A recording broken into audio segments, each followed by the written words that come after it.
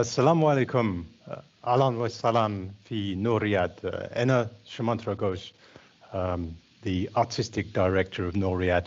Welcome everybody to this first talk inspired by light.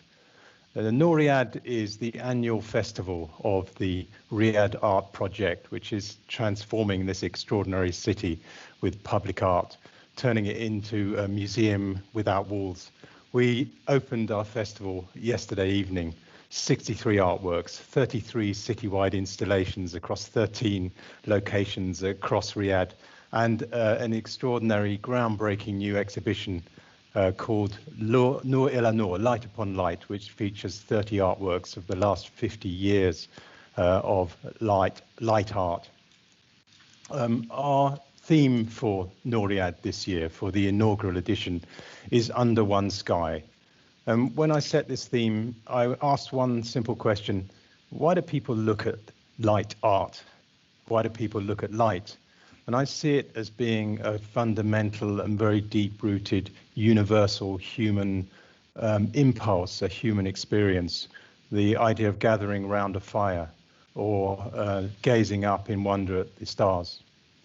Noor Riyadh Festival is a festival for Riyadh, of Riyadh, rooted in the place, in the wonderful locations of this city, but it's also an international festival where we've welcomed over 20 artists from over 20 countries to participate.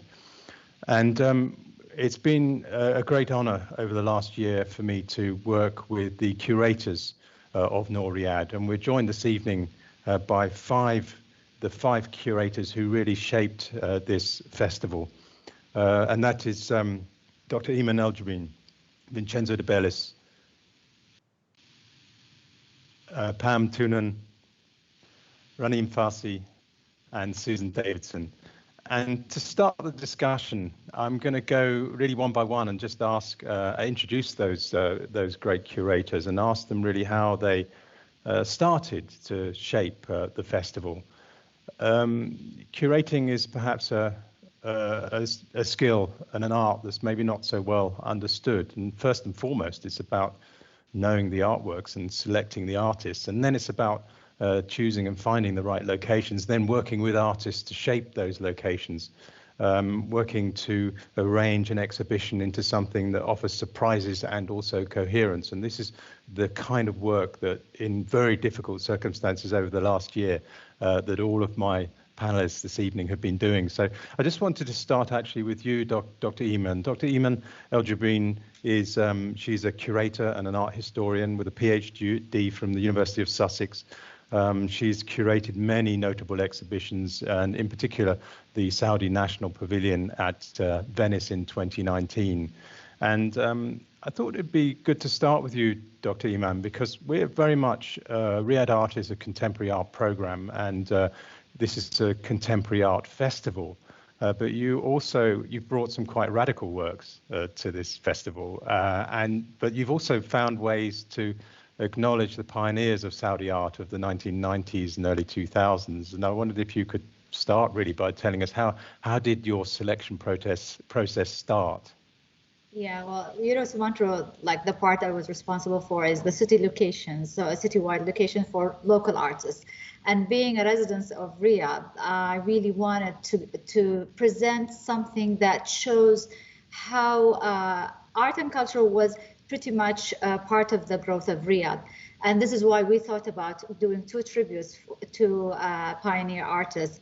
And these two were carefully selected based on a certain historical narrative. So Muhammad al-Sinin, for example, was actually one of the early artists to have his public art monuments around Riyadh, which is basically what we are doing today, but we are doing it with light. And then it witnessed very important events. So one of it was destroyed during the Gulf War. And then also during the process, we discovered a digital artwork, which basically pixels, dots of light. So that goes back to 25 years ago. No one knows about, including the family. So it was a good opportunity to celebrate that Noor Riyadh has its roots in the city of Riyadh. And then also for the other artist, the tribute artist, is also a designer that was very well known for using Al Masmak Palace in the celebration of the 100th annual of founding Saudi Arabia through the Masmak symbol. So now we wanted to complete the circle and pay homage to him, because he also do all these architectural and interior designs in Riyadh based on traditional art of Riyadh. Then we also have emerging artists, we have young artists, we have established artists who are all either based in Riyadh or got their artistic training in Riyadh. So we wanted to give this gift in the first edition to the people of Riyadh by highlighting the artists of the city. Yes, and these two works you've spoken about, they can be seen in these enormous projections on Masmak Fort and on the King Fahd National Library. And I know in a moment later you're going to be showing us some images as well around some of the other artworks. But I just wanted to turn to Vincenzo. Vincenzo de Bellis, he's the Associate Director of Programs at the Walker Art Museum in Minneapolis. He's a curator there and curated many groundbreaking shows of European artists. And I think we have the first US retrospective of Yanis Kanellis coming up next year, I think, in the US. And Vincenzo, you've brought some actually very high-profile artists in the form of Daniel Buren, for example, and Karsten Huller, and Ilya and Emilia Kabakov, Wang Yuyang. You brought them to the festival. One thing that struck me as I've looked at these is they kind of look like they belong here. And I wondered how you, first of all, really arrived at this interesting selection of these quite sort of groundbreaking and quite powerful artworks. Well, first of all, thank you, Sumantro, and thanks to all the panelists today. And it's really a joy to be talking about such a major art festival in this moment within the pandemic all over the world. So it's being able to pull this off has been a major success. So we should applaud to you and your artistic direction for this. How did we get to this 4 international artists? It's a very good question. I mean, I went through several ideas over the time I was invited to think and select artists for the festival, and I have never been in Riyadh. And so I had to first try to imagine myself what the work of artists that we're engaging with light would have looked like in some specific location that we were given. But then my conversation with Iman was really incredibly important. As Iman said, she's a local and she knows the city better than anyone else. So her understanding of the venues really helped me to select the artists for each of the venue.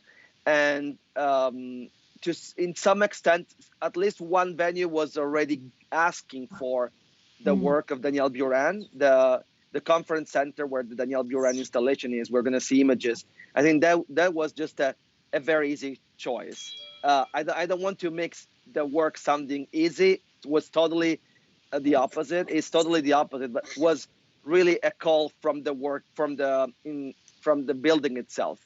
Yeah, I mean, I think with the, sorry, I was going to say, I think with the Daniel Buren, it's almost like the work not being made for the building, but the building being made for the work. This is one of the things that struck me. Yeah, sorry, I interrupted. No, and then the others was I think was almost as a kind of conjunction of things that happened, and some luck also that we've been thinking works, and then eventually we realized that they were perfect for the locations, but we didn't know before even installing them. One of them would be the Ilya and Emilia Kabakov cupola that, for several reasons, we had to find the perfect location for it. And it's a marvelous piece that was, for the first time, is being shown outdoor. Yeah. And when we selected, thanks to conversation with you, Sumantro, in the Murabba Square, that was something that we couldn't think at the beginning it would have been so perfect, and actually ended up to be the perfect location for it. So it's a mix of many things that got together and brought us here. And I just want to mention that of the works, 2 of them are site-specific and were conceived specifically for the locations. Other 2 are reconfigurations of existing works that were placed in location that we selected. Yeah, and thank you, Vincenzo. And I think, you know, when you're mentioning your kind of collaboration with Dr. Iman and with the other curators, there's been a real sense working on this project of collaboration right across the board. I mean, there have literally been hundreds of people working on this project.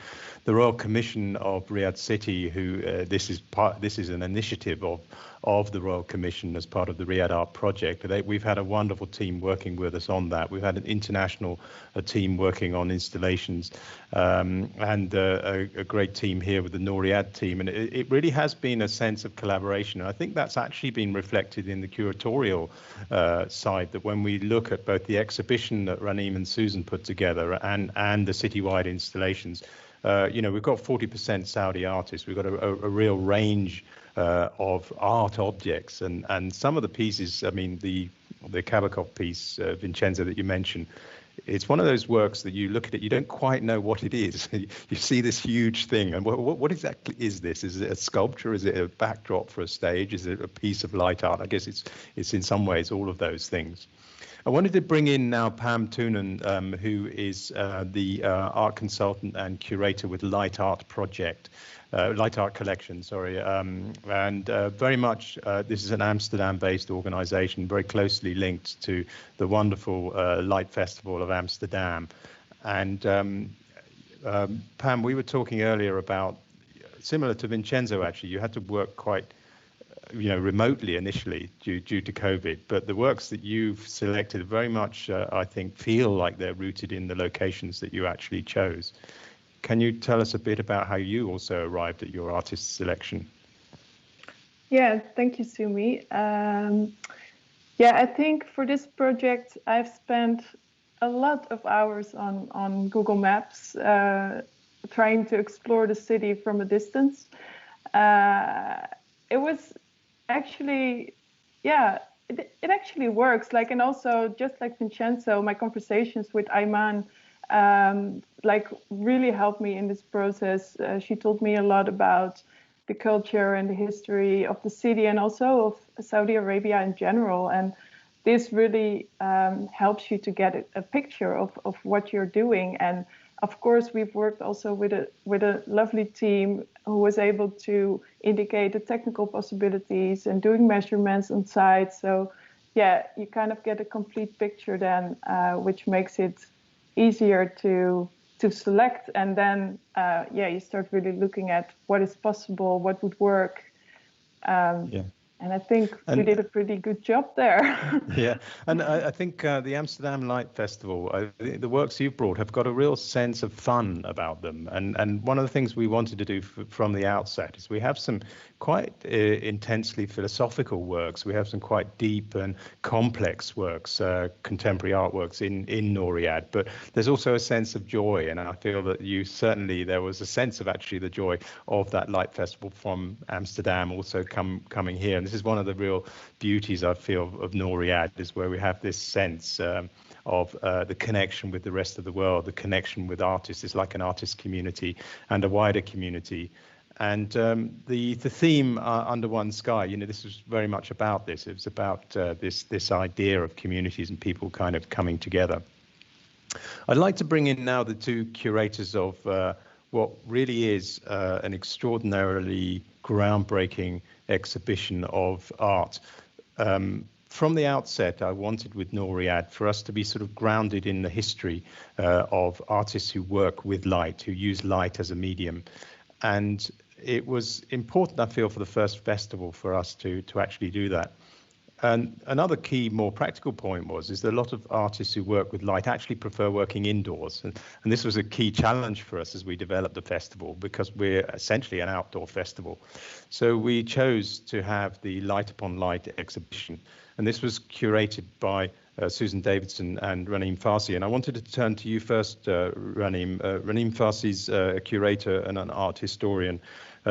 She's really played a pivotal role in bringing Saudi contemporary art to a wider public around the world with exhibitions that she's curated. Most notably, the beginning of last year, Desert X Al Ula, which was co-curated by Raneem. And I'm very interested, Raneem, in what is a historical exhibition covering over 50 years of art. How you approached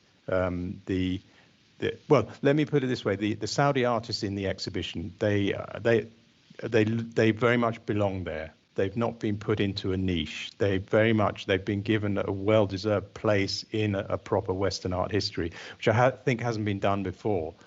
And I wondered how that process started for you. Yes, that's true. Sorry. Thank you, Sumi. First, I'd like to say thank you for Susan for really guiding and creating this concept and journey to begin with as a story, and then plugging in, coming in and thinking of how to plug in Saudis exactly in a manner of what you've mentioned, in a way, not having them sound as if they were imposed upon this exhibition. They're just as important components of the exhibition. And one thing that we need to highlight when we were first starting this is that we're talking about the light art movement, which started in the 60s. And that was just about the time that the art scene started to flourish in the kingdom and started to begin its build-up. So, it's not really comparable to talk about, having the light art movement here or having that as something that's focused upon in the States and in Europe, where it began. So what we were trying to do is look at Saudi artists who not necessarily used art as the medium only, but also used art as a tool within the art making process, or it was a main composition of the artwork itself. And thinking about it, I was really keen not to have, all newly commissioned work within. And Susan obviously having, the expertise in light art and done it before, she really opened up my eye into, how can we look at light art and what we should be looking for. And I know that, Saudi artists have a lot to bring on the table, and the minute they're given the right opportunity, they will take you by surprise by what, they have to offer. And I think that's what we saw evidently in this exhibition, taking works dated as back as, 2005 by, capturing light for Maha Mallouh, or even Manal al-Dawiyan or Nasser al-Salim, all of which are work that has been done before, even Ahmed Matar's antenna that was well known, traveled in world exhibitions. And then here again in his country with, prominent artists that played a pivotal role in the makeup of the light art movement.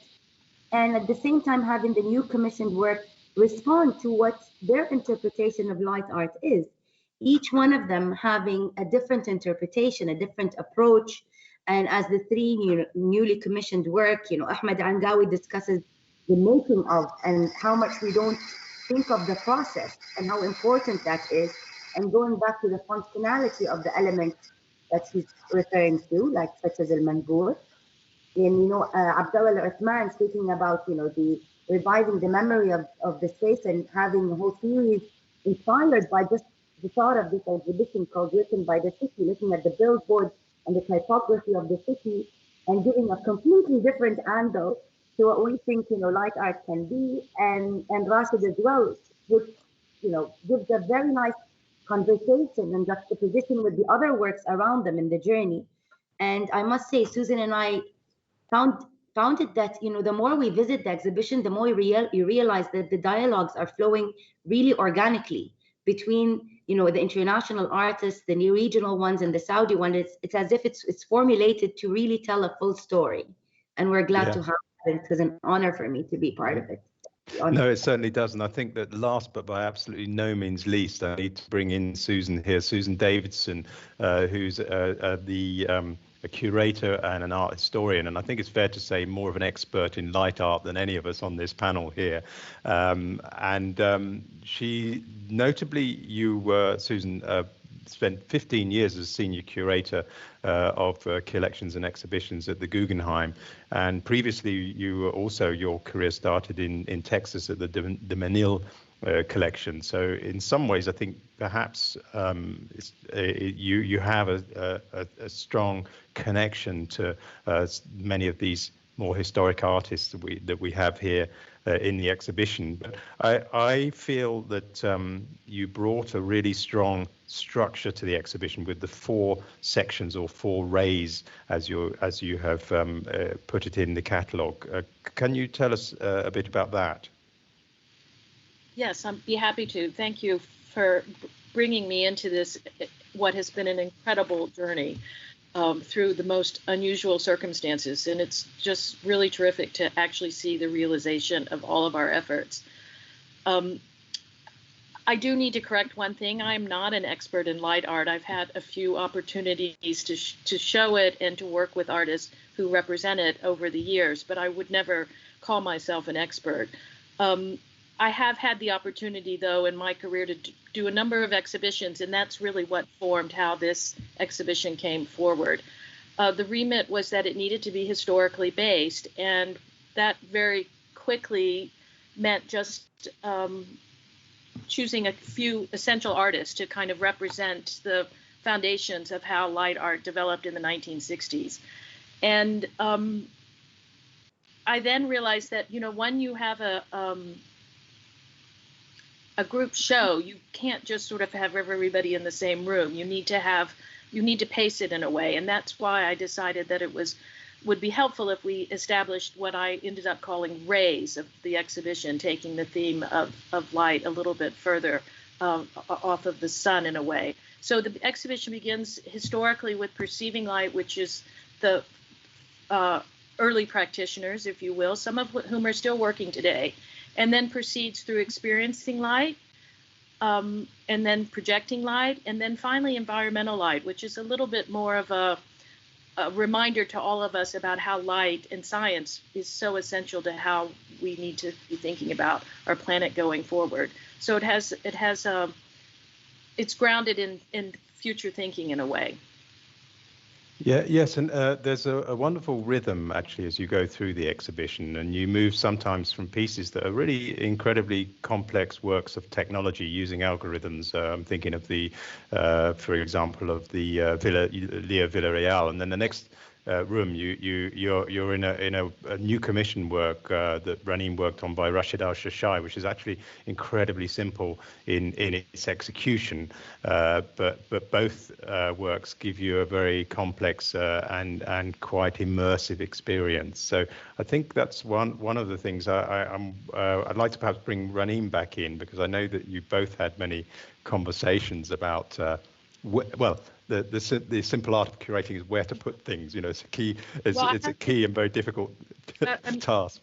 Oh, it absolutely is. And we had a lot of bumps and grinds along the way because the venue changed, artworks were changing because of COVID, things were available to come and then they weren't. And so a lot of the artists could fit into any of the particular rays. So we were kind of shifting things around at the last moment.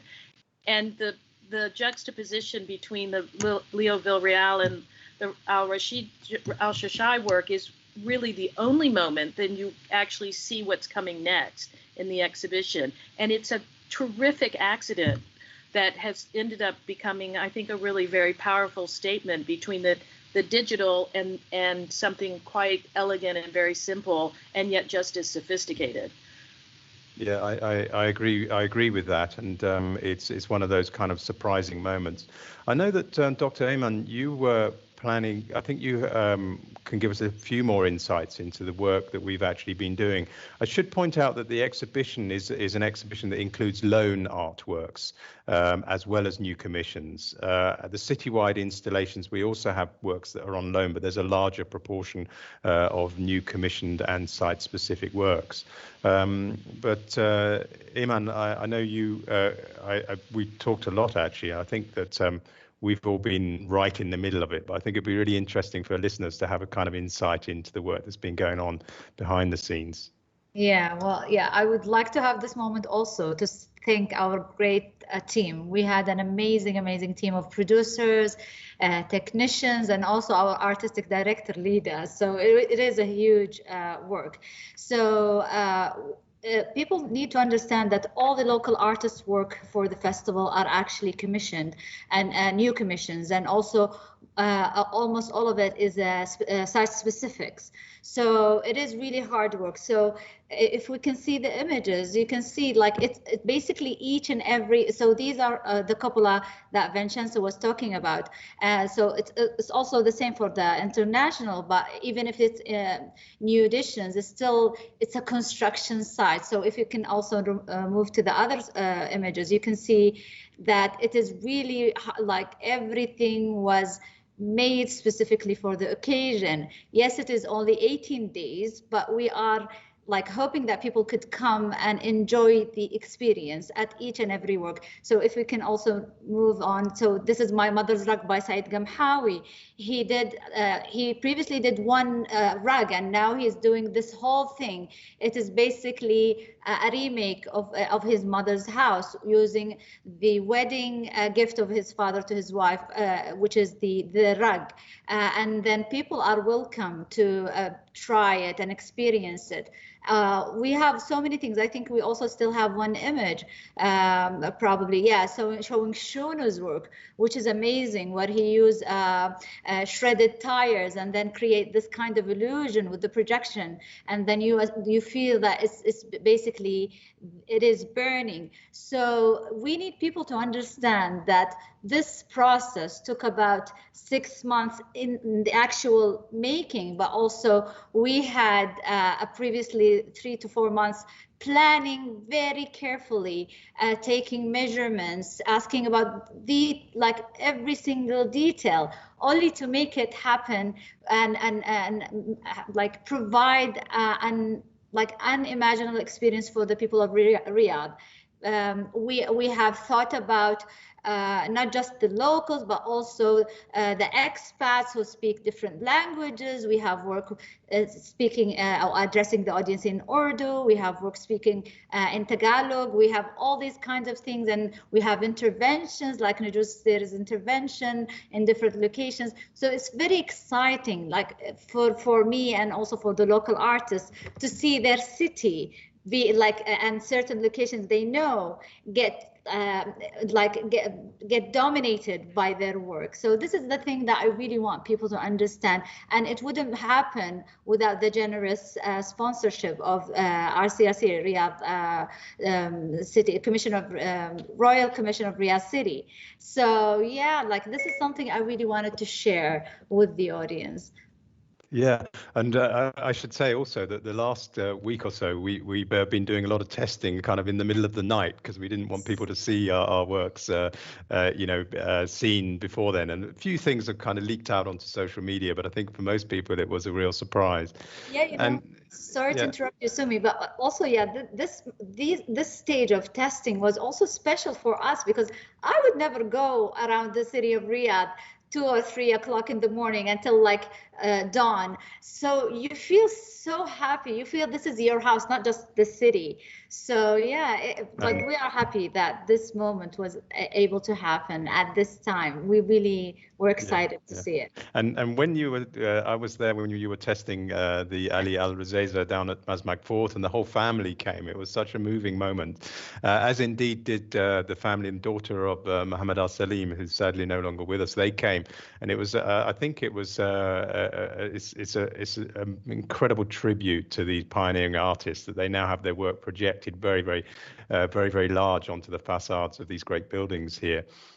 And the Said Gamhawi work you're referring to, My Mother's Rug, I think that shows what actually a very simple projection can have a very profound kind of quite sort of emotional effect. And it simply is, in simple terms, it's a carpet projected onto sand, but you see these carpets quite brighter than a normal carpet, and people have actually been coming and sitting and wanting to sit on the carpet and sit and stay and chat, and it's just been it's a wonderful kind of way that these that the audience is engaged with the work. Yeah, I want to also highlight one important aspect is that Saudi artists are not expert in light usually. So this is a challenge. And with that challenge comes many obstacles. But to see the things that they have done today and what they provided, it really made me happy, and the artists as well, because it also encouraged experimentation and not sticking to one medium of expression. And this would never happen if it wasn't for the Noor Festival. And I expect that the next year we will have so many artists being influenced by the use of light in Saudi Arabia. Yeah. I think so too. And I have to say, I feel, and I wanted to bring Vincenzo in here actually, because I feel, Vincenzo, that the artists you've brought, very, very well-known Western artists, the French artist Daniel Buren, who's 83 years old. But it seems to me like he is still experimenting. He's still on a kind of journey of discovery, really. And that journey of discovery has been around the building that he's engaged with here in Riyadh. Yes, if we can have some images, we can probably talk over them. Yes, Daniel, as you said, Daniel is still experimenting every day of his life, and in this specific case, his work is so much an architectonic intervention that really would have deserved several visits. But Daniel, for both his age and the concurrent pandemic, couldn't really make it as much as I couldn't, and so we had to do everything from afar. And nevertheless, he was able, and then we will have a talk with him specifically on this project that I will invite everyone to come and hear from him directly. He was able to pull off this at distance with a very specific kind of order of this color. So this is a work that it's very much a signature piece, as other pieces of his careers have been, but it's also very specific for the location, as I said before. But maybe we can also move to other works, if Sumantro, that's okay with you. Yeah, I just wanted to say that actually the Daniel Buren is also a work there's actually a daytime work. So Yes, if you're absolutely. coming earlier in the day, the exhibition is open in the same conference center, and it's open for guided tours from 11 a.m. So that's a work that can actually be enjoyed in the sunlight from the inside of the building, and then become something quite different at night. And I think that's very much a hallmark of our festival, and the way some of these artists work with light. You're absolutely right. I mean, the relationship with daylight and the sunlight for Daniel is something that is, of course, incredibly important. We can see here two images of the outdoor. I mean, the view of the work from the exterior of the building and from the interior of the building, and you can see how the light beams, the sunbeams, can really reflect on the colors of those vinyl covers, and can change completely the structure of the architecture in the conference center. It's, as you said, it will be a very different experience when visitors will be in the building at night. So I really encourage visitors to have both experiences if possible. Yeah, absolutely. And this is a good example we were talking earlier about. I mean, this is low tech, really. I mean, it's been quite a challenge putting these films up onto the building, and not least with the sandstorm last week. But I think it really shows how, in this festival we have artworks that have, as I said earlier, that really use the absolute latest in technology. And I think this is actually something where the Saudi artists, actually, many of them are deeply engaged with technology. But then others are quite simple in their ideas and scope. Yes, absolutely. I agree with you, and I can speak specifically for the artists I've been working with, and I think they really they are all these four really have very different approaches. And we have Danielle, who's using this very low tech analog materials, and then we have Karsten Uller, who we've seen very briefly the images before, with this light wall that actually is using traditional light bulbs, but they are also they have a program that makes them flicker and kind of pulse. So it's a mix between a very traditional, if you wish, technology, which is the light bulbs, but with very new, almost algorithm kind of driven technology. And this work is actually in some ways quite uncomfortable. This is not this is a piece that gives you a physical experience. Yes, absolutely. It's as I said before, the now we see a still of what's actually what could be the physical experience is very different, because it's really all those light bulbs, they kind of flicker or they pulse, and so there's a very physical experience, and might be to some people also disturbing to some extent. Yeah, and then the next slide you were showing was this work by the Chinese artist Wang Yang. Yeah, it's the title is Artificial Moon, and it's really a it's suspended globe made of a multitude of different light sources that you would find commercially in available, and they're all mixed up together to have this beautiful kind of aesthetic vision of it. It can be presented in different ways. In Riyadh, is presented suspended like the moon would be on the sky. So it's really stunning as a piece. And this is in Wadi Hanifa Dam Park, which Yes. is in a place where people already go and picnic, and it's kind of added a real dimension to the natural landscape there. And this is a natural landscape where you can see the moon, depending on the phase of the moon. You can see the moon rise or the moon set. And I wanted actually at that stage to bring in Pam, because Pam, we were talking a week or two ago about your kind of engagement. You were fortunate enough to actually work on the festival, but then actually come and work on the actual placement of the artworks in some of these really quite spectacular locations, including Wadi Namar.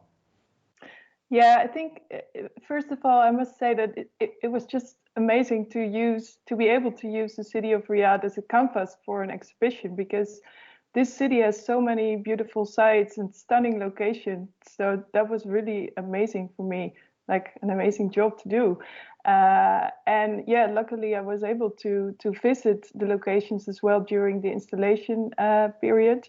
And then I really saw everything coming together in a beautiful way that was even better than I expected before.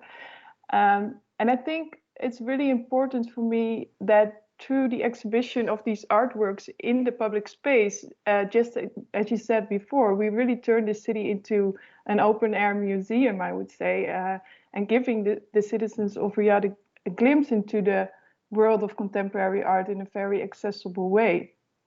And I think that is just super important, because we've been, there's been doing a lot of hard work to take visual art out of the white cube and place it into the public space, where it is closer to the public that wouldn't have access to go to a museum or to enjoy art in a gallery. So I think this is really something special we are doing now. And we have, for instance, placed this artwork in the Wadi Namar. I have an image here that. Yes, were you surprised to find some water here? I mean, you're from a city with lots of water. Yeah, that's actually true. Now, well, I kind of knew, but I didn't know that it was this beautiful, because like when you see the photos and when you see like Google Maps, it feels like a very dry area. And then here it's all of a sudden palm trees. And this place is really, during the day, it's pretty quiet, but in the evening, this is really a gathering place. People are having picnics here, children are playing, people are strolling around, and we've placed this artwork here, and we tested it 2 weeks ago in the evening, and one of our technicians turned on the lights, and then all the people there, they were really like, wow, what is happening? And everybody was super surprised, and all the children started screaming, and people were like standing up, taking photos and videos. And I think this really gave me goosebumps, this moment. Like, I think this is what we want to do here. And this was such a special moment for me because I really experienced it, that it inspired people and it amazed people. And I have another example. Or do you want to? I just wanted to say the work that we're looking at by Yushu's studio, it gives the illusion of a deep hole, a kind of sinkhole, and water flowing in. When you see it at night, it sort of flows down. It's a kind of it's an optical illusion, but it's an extraordinary one. You were going to go. I think we can go back to that slide. This is a Dutch-based company, New Heroes, that created this incredible work. Yeah, so I wanted to mention this because this is actually a community project. This project really invites people to participate in the artwork by answering the question, what gives you light and why? And you can read all these stories through QR codes that are in the installation. And this installation is placed in the Al Nakheel Sports Park. I'm not sure if I pronounced it right. And this location is really community based already. You can see it in the background of this photo. There's a playground, there's a skate park even. And I spoke with the artists while they were installing this artwork, and they told me that even like the local skater crew, they came to help them with the installation, and they came to help to translate the stories from Arabic to English. And I think, it's just what I just said about the Wadi Namard. Like, this is what we want to do. We want to connect the people, and we want to do it through art. And I think, like, when you hear these kind of examples, I think that worked.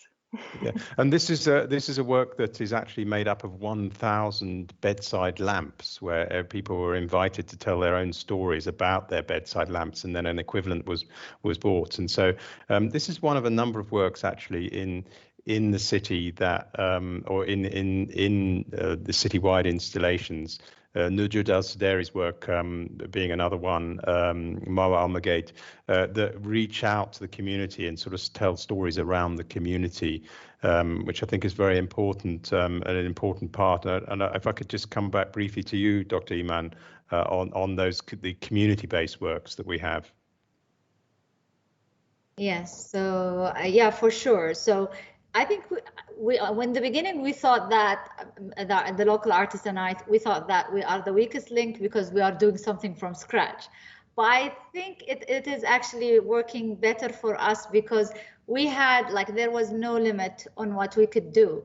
So each and everyone started to think in a different way. For example, Marwa Al-Magate, she actually had, like, she suffered so much because she wanted something that really speak to the people of the regular visitors of the surrounding of the museum.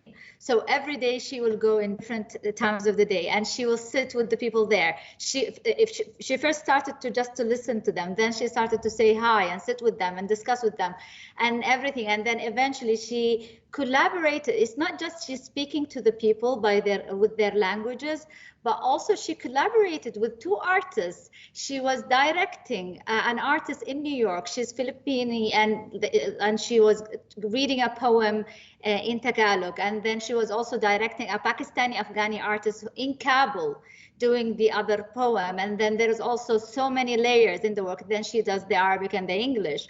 And if we would give Marwa time, I'm sure she would do more languages, but we had to put a limit to it. Then also for Nujud, like, initially she wasn't doing other than Arabic because she was collecting letters from the dwellers of Riyadh on different ages and different roles, and asking them to write a letter to Riyadh and tell Riyadh what they really want, because Riyadh is changing so fast, and she wanted to create an archive of emotions that describe how people feel about that change. And then, like, her idea is to have these letters in a way of having it as a poem using certain lines. And as she works in the Jax area to have a part of her work there, she discovered a compound of workers, mostly Indian and Bangladeshi. And then she started to interview them and asking them for letters and dedicated 2 other signs to speak to them so they could see it from their compound, their flats. So yeah, like there is so many layers and so many excitement in many of the projects, speaking directly or indirectly to the people of Riyadh. Yeah, and Marwa's work does quite an extraordinary thing, because she projects these films that she's made of these artists speaking poetry on top of the National Museum, and so she's brought these kind of immigrant voices into the festival in a way that's right at the kind of heart of Riyadh in quite a moving way. I'd like to come back now actually to Susan and Raneem. And one thing I was particularly interested in is that in the field of light art, it does tend to be a sort of male-dominated field. I don't know if it's what it is. I think perhaps like sculpture generally tends to be. But we've actually got some of the most powerful and groundbreaking female artists, both historically and from the current day. And I'd like to just ask you to tell us a bit about the artists that you selected there. Perhaps we could start with Susan, with where we've got, for example, Nancy Holt and Mary Corse. Mm-hmm.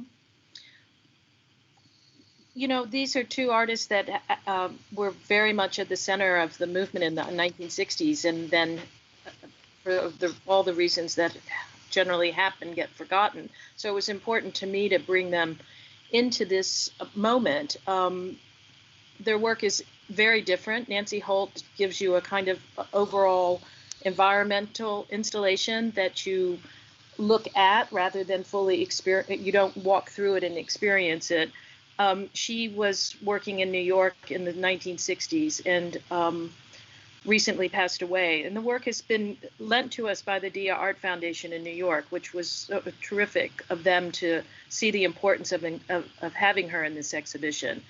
Mary Corse, on the other hand, is still working today, and she's primarily a painter. But in the 1960s, in Los Angeles, which is where she's always been based, she developed an interest in electricity and started to work with Tesla coils. And I gather there's another artist, Ahmad Mater, in the festival that's also working with Tesla. So that was an interesting synergy that came about, which I didn't know was going to happen. But for me, it was important to bring in one of her light paintings, which is illuminated through the activation of this Tesla coil that's hidden in the back of the wall. We also have Yoyo Kusama in an infinity mirror room, which is always a crowd pleaser, and you wouldn't have a light show really without it. And of course, she was working early on in issues of Infinity and Cosmos, and when she was in New York in the 1960s. So even though the work is more recently produced. Yeah, and I think the Mary Corse, I mean, she's only really been kind of re-established. The recognition of hers has been relatively recent, hasn't it? I think there was an exhibition in New York about a year or 2 ago.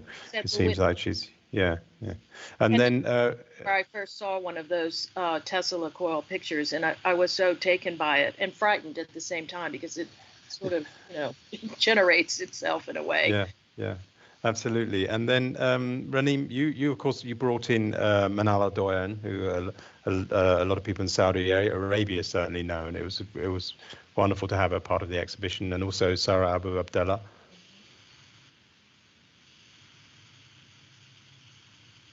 Actually, a lot of people know her inside of Saudi and internationally. I mean, Manal has made a presence all around the world, I must say, at this point.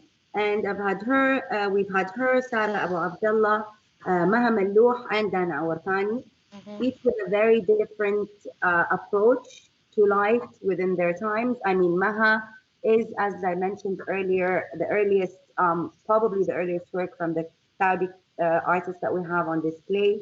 It dates back to 2005, and she basically projects it was actually the first work she's done out of her photogram series. that when she moved from her mixed media and collage practice, and right before she goes into the large-scale installation of found objects, she had a moment in between that she focused on photograms. And this was one of her first series, actually the first of her series, and it's called Capturing Light. So coincidentally, it matches the exhibition perfectly. And then obviously with Manaz is like really shedding light on a very emotional state. So it's a very different, it's lit work on photo on Dibon. So it's more of her. It's a very emotional piece. And as we know of Manal is engages the community at all times. And if it's not physical engagement, she ensures that you are engaged emotionally with her work, and it is very much relevant whether you're from here or not. And Dana, I mean, her practice is just all over, the intricacy of the Islamic patterns and her real care for showcasing and the voice of these female poets that are, highlighted with this piece. And then we go off to Sara Abu Abdullah, we go into a very, very environmental, as in literal environmental agriculture, and whether or not we can replace sunlight with artificial light. And I mean, Dan is a development piece. Sara Abu Abdullah is a piece that we reconstructed that was showcased in Berlin before. It was showcased in Art Jamil. It really touches a very sensitive, matter with something that's very relevant to her hometown. And I mean, each is a very different angle into light art, and they were just, done in a very amusing way, I must say. Absolutely. And I think that you both, within the exhibition, you certainly took a very expansive approach to what light art can be, because we also have video, and in the citywide we also have film. By the way, we've sadly only got 10 minutes to go, and if you are watching on YouTube, you can leave a comment or a question. And we actually had a question come in from Fatma, where she's said the uniqueness of the event lies in the clever combining of historical sites and the contemporary modern creativity. I think she's referring perhaps to the architecture there. And she's saying what's been our approach towards this combination. So I guess this could go to any one of our panelists here. And she's also asking about the interactivity. So I don't know I'd quite like to go to you, Vincenzo, if we could, on this one, in terms of, because your artists are very contemporary artists, yet there's an element of tradition, and there's also the element of music that in the Kabakov work, for example. Yes. Well, I think, again, it's a mix of things that happened, and the way we mixed historical sites and the works, and also new architecture, was really based on the work that the whole team has been put together in preparation of this. Especially Lida, who was the artistic director from the BWAS, that really followed very closely the locations of the works, and really helped us me, and I guess the same would be for Iman and Pam, really helped us to figure out what the best combination could be. And then we also had a very, very close relationship with the artists, and really the artists got the sense of what the location could be and what the historical meaning of each location would be, to then place their works. In the case that you mentioned of Kabakov, for example, the cupola is a total artwork that really is a light installation. It's also a backdrop for events and performances. It's also a sound piece. It's many things that all together. And so when we moved the piece to the Murabba Square, yes, this is the image of this amazing, incredibly big installation that changes its color over time, and the color changes according with the musical score. And so the Murabba Square really became, and this was also your intuition, Sumantro, the place where the people of Riyadh could the best experience this work, because it was a total work of art, and the kind of people that would normally be in the Murabba Square would enjoy this kind of work. So it was a mix of everything, and really it proved to be incredibly challenging in many ways because of the distance for me and for the artist. And if you let me spend one more minute, I really would like to use this minute to thank the people that have been working with us at the festival. And I'm going to mention their names super quickly. Laura, Stefania, Annalisa, I've already mentioned Lida, Sarah, Matteo, Mariana, and also my closest collaborator who has been Damiana. And without all these people, nothing that I personally, but I guess I can speak also for Pam and Eamon, nothing would have been possible. So I think because now I have the chance, I really would like them to be acknowledged. Absolutely. Well, it's nice of you to say that, Vincenzo. And I think I should actually also acknowledge the fact that there's a big team been working on the Noor Riyadh side as well. Well, actually a small team, but Executive Director Miguel Blanco, who actually was instrumental in moving the location. So we were actually working very closely with Noufal Monif, who's the project manager at the Royal Commission for Riyadh City, and the whole of the team at the Royal Commission, who really worked very closely with us actually on securing some of these locations. And those of you in Riyadh will see the incredible star on top of the Kingdom Tower, and that was something that needed quite a bit of persuasion to the building owners to put something of that sort of scale up there. So in terms of the location, there's also kind of a practical side working in terms of how we created these locations, which have very different elements in terms of the publics that are visiting them. We've also, been actually very proud as the Noor Riyadh team to have had a very strong internship program and bringing through to some of our team who were initially interns and who then became part of the project. Ragad Manira, for example. We've also worked closely with Fatoun, who worked on the translation of the initial Under One Sky theme that we have. So that brings us really in many ways quite nicely back to this idea of actual collaboration that we had within the festival. I wanted just to give each of you just a chance for a last word really on how you feel this festival is going to develop, because we've got future editions coming up. So let's go back to Iman. Yeah, well, I would like just to echo what you have said, and Vincenzo. I would also like to add that I'm proud of your team, Sumantro, because there are many of them who are former students of us. So at PNU, we are proud of our young artists now being the movers and shakers of that project. And I would also just add a few names, which is the other Mariana Beltran, Mariana Nagjim, and Adriana, and also Matteo and Johnny, and like the whole team. It's true, like we can dream, but they are the ones who made that dream come true. So thank you very much. Well, that's nice to hear that, Iman. Let's just go briefly to Pam. I'm not going to repeat it, but I agree with Vincenzo and Iman. And there's one name I didn't hear yet, and that's Paula. So thank you, Paula, as well. And I really hope this is a start for, a period of great art and festivals in Riyadh. So, let's do it. Thank you, Pam. And we had one commentator a Saudi who said when she saw the exhibition, she said, now I don't need to go to New York for an incredible museum quality exhibition. And I think that's a real achievement for Raneem and Susan. So let's just go very briefly to Raneem. You've got about a few seconds. I just wanted to thank really everyone, Sumi, your team, Noor Riyadh team, everyone who worked on both the festival and the exhibition. I'm really bad with names. I don't want to miss anyone out.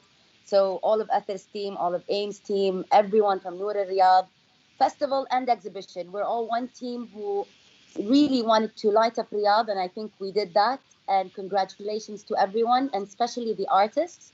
Thank you. And, the Saudi artists, thank you for taking, a leap of faith in yourselves before anyone else and taking on this challenge. It's so challenging to be, with prominent names in the light art movement, and believing in yourselves. And hopefully this is just the beginning to many successes. And that comment was our measure of success. So congrats, Susan. And congrats everyone else. Thank you. Let's go. Thank you, Raneem. Raneem. I just want to give Susan a last word here before I close off for this evening. Well, I may just wrap it up, but thanks to everyone. It has been a remarkable experience, and art can really cross boundaries and borders, and I think that this festival really shows that, and it's just the beginning of something really remarkable to come. And I thank you, Sumi, for guiding us through the light, so to speak. Thank you. What a lovely way to finish, Susan. I, with all these names, I do have to mention our incredible operations team with Rajiv and Yasmin, because they've been literally on this. I don't think they've slept for 3 weeks. So I do need to mention them, and I mentioned some of our team earlier on. But of course, this has been a real collaboration from everybody in the team. Noor Riyadh runs until the 3rd of April, open every day from 6 p.m. to 1 a.m.